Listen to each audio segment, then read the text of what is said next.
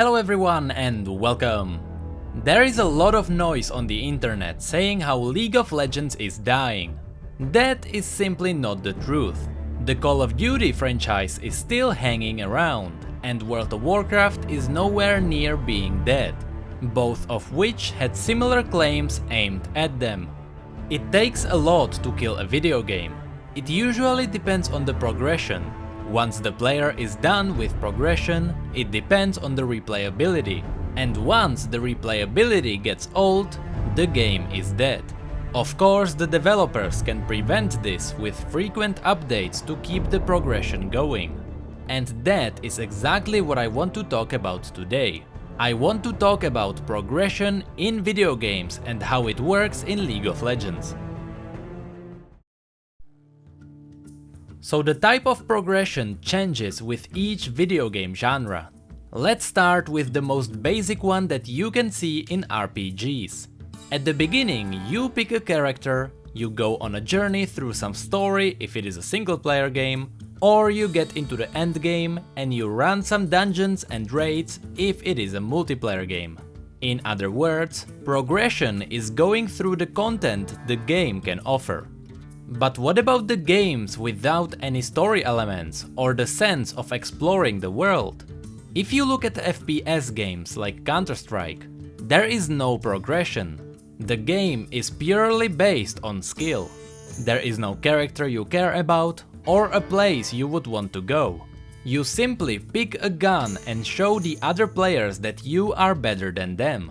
League of Legends is exactly the same, but instead of guns, you pick characters. You don't go through any kind of content the developers prepare for you, but instead, you as a player pick and make your own content. At the beginning, you make a new account and start as level 1.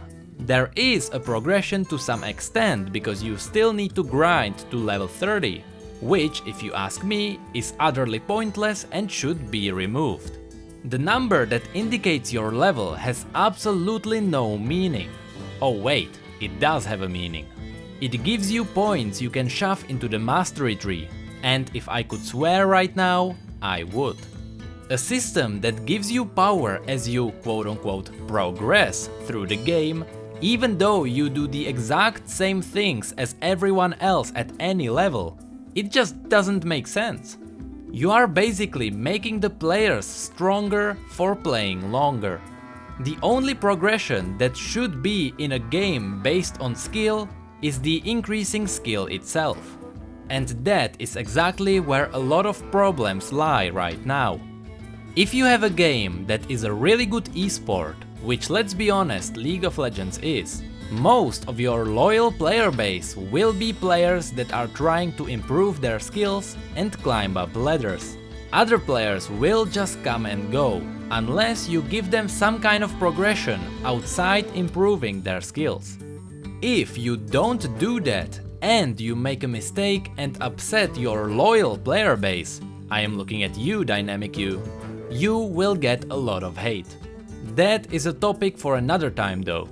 There is a relatively new game that is based on skill, and it does have a progression system way better than League. That game is of course Overwatch. Now, Overwatch and League are two different games, and I don't want to say which one is better. And I don't want you to do so either, so save it for yourself. However, I want to compare their progression systems. Unlike League of Legends, Overwatch gives you all the tools straight from the beginning. That is good. Unlocking champions should not exist in a game based on countering champion picks. What Overwatch then gives you is a way of unlocking cosmetics. And here is the key word: cosmetics. You have the same system in League of Legends, and yet it is worse. First of all, the rate at which you unlock loot boxes is slower in League. The other problem, and much bigger one, is that you can get champions from it. Imagine that you pay real money for these boxes. The system in League is exactly the same as flipping a coin to see if you get anything at all or nothing. If you get a champion, That means the money you spent on it had no value, because you can unlock the champions for free if you just play the game. If you get a skin, then your money was well spent to some extent, because the game then flips a coin only to tell you that you got an icon. How exciting! So, if you think I talked about all of this just to make fun of Riot, you are wrong.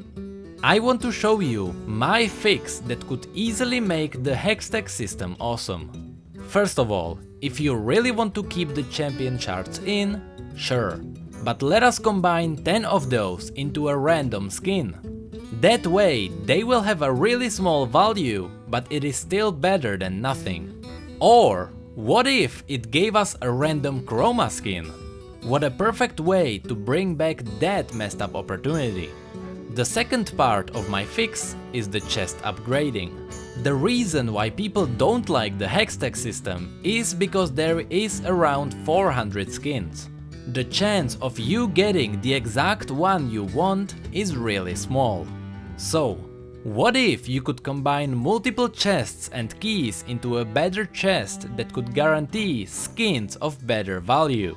What if you could burn 5 chests and keys to make sure that the next skin you open will be legendary?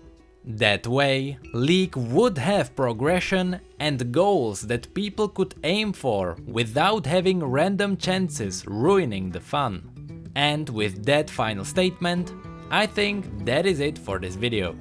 It is really hard for the developers to get out content that would make people come back. Especially when most of the time you can only pump out new content based around new champions. But either way, if you like this video, feel free to click the familiar button down below. And if we get 100 likes, I'll make myself an instant coffee. If you can think of your own ways of improving the survivability of League, feel free to leave those ideas down in the comment section, so we can get some discussions going. And with that, thank you all so much for watching and supporting me in what I do. And as always, thank you come again.